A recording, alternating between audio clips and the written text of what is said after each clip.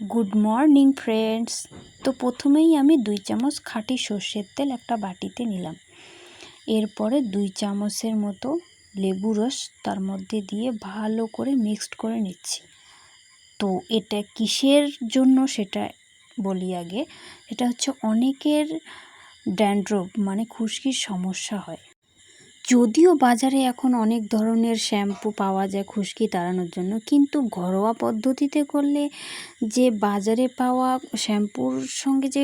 শ্যাম্পুর সঙ্গে কেমিক্যালস থাকে, ঠিক আছে? তো সেই জিনিসটার থেকে রক্ষা পাওয়ার জন্য ঘরোয়া পদ্ধতিতে আমরা যদি খুশকিটাকে তাড়াই, তাতে আমাদের স্ক্যাল্প ঠিক থাকে, হেয়ারটাও ঠিক থাকে। তো দেখতেই পাচ্ছ যে প্রথমে আমি মিক্সড করে নিয়ে তারপরে ভালো করে 10 মিনিটের জন্য ফুটিয়ে নিতে হবে।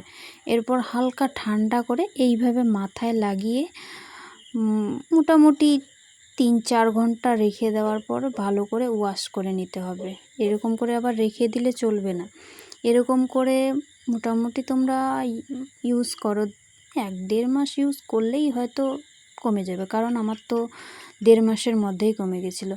তো আমার মনে হলো যে আমার পরিবারকে কেন এই জিনিসটা শেয়ার করব না। আমার পরিবারের মধ্যে তো অনেকেরই এই সমস্যাটা থাকে, তাই জিনিসটাকে আমি শেয়ার করলাম। তো অনেকের আবার মানে সর্ষের তেলে প্রবলেম থাকে, তাদের জন্য ভিডিওটা না, তারা স্কিপ করতে পারো।